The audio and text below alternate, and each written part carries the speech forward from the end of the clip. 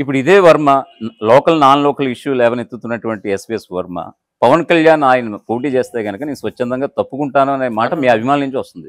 మరి ఇదెందుకు ఆ సూత్రం ఆయనకి ఎందుకు వర్తించదు? ఆయనకి ఒక రాష్ట్ర అధ్యక్షుడు అయినప్పుడు రాష్ట్రం అంతా ఎక్కడైనా పోటీ చేయొచ్చు. అంటే ఆయనకి మినహాయిస్తారా? ఆయనకి మినహాయింపు కాదు, రాష్ట్ర అధ్యక్షుడు ఇందిరాగాంధీ ఉందండి, మెదక్ వచ్చి పోటీ చేస్తుంది. అవును, భారతదేశ ప్రధానమంత్రి స్థాయిలో ఆ రోజు ఉంది. ఇవి నేనేమంటున్నానంటే రాష్ట్ర అధ్యక్షుడు అయినప్పుడు అతను ఒక ప్రాంతంలో వెనకబడిన ప్రాంతం ఉండొచ్చు, లేకపోతే ఆ ప్రాంతంలో మనం నిలబడడం వల్ల పార్టీ బలపడుతుందనే ఆలోచన ఉండొచ్చు. రాష్ట్ర అధ్యక్షుడికి ఎక్కడన్నా నిలబెట్టచ్చు. సో పవన్ కళ్యాణ్ పోటీ చేస్తే మీరు స్వచ్ఛందంగా పవన్ కళ్యాణ్ గారు పోటీ చేస్తే నేను ఆ రోజు చెప్పాను, ఈ రోజు చెప్తున్నాను, ఒక కండిషన్ పెడుతున్నాను, ఆయన పిఠాపురం రాకూడదు. నేను గెలిపించి తీసుకెళ్తాను. నేను గెలిపించి బంగారు పళ్ళెంలో పెట్టేస్తాను, గిఫ్ట్ ఇస్తారు. అంటే రాకూడదంటే ఆయన రావద్దన్నాను. ఎలక్షన్లో రాకూడదు.